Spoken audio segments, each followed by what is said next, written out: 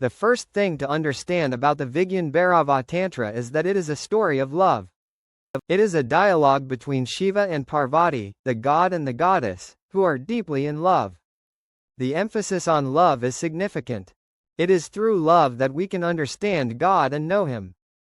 To reach God, we must love, and love unconditionally. As Krishna said in the Bhagavad Gita, "Only by love can men see me, and know me, and come unto me." The emphasis on love is found in other spiritual traditions.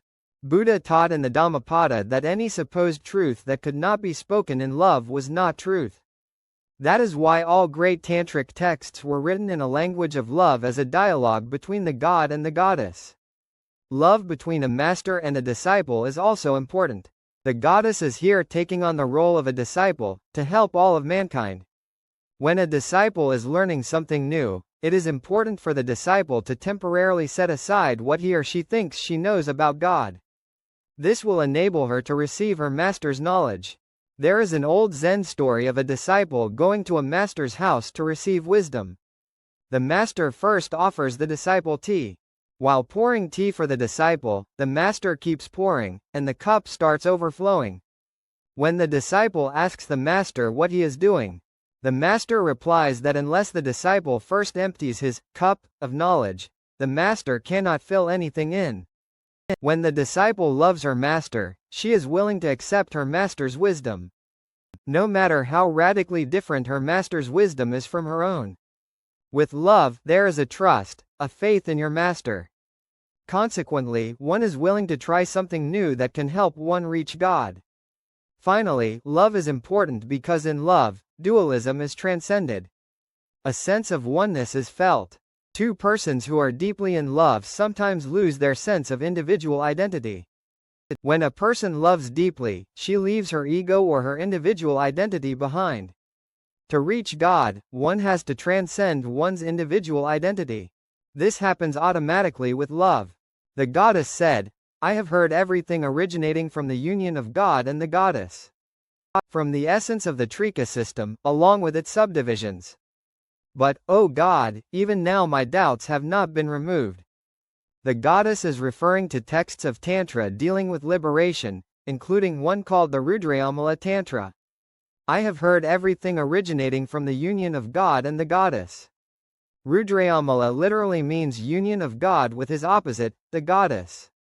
The Vigyan Bhairava was originally part of the Rudrayamala Tantra.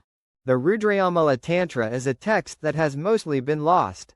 Only parts of it survive, including a small text called Paratrisika, or Paratrimsika.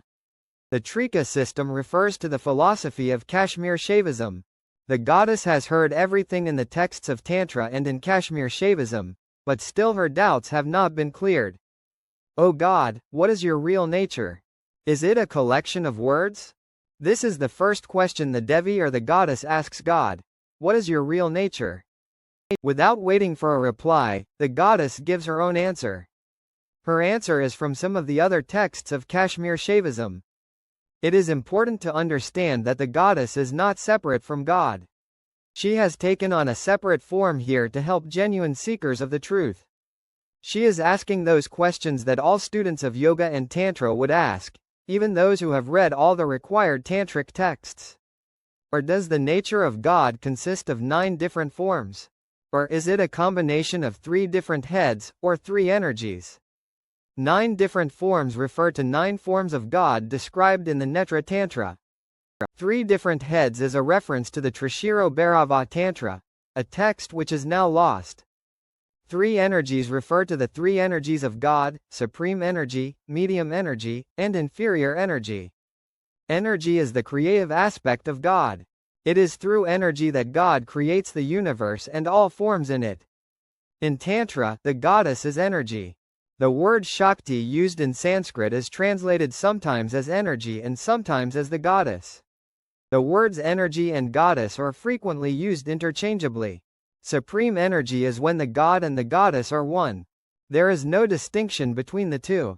Medium energy is energy that is used as means for the individual to return to God. Inferior or lower energy refers to the individual and all the individual forms of the universe. The three energies are more commonly known as God, Goddess, and individual.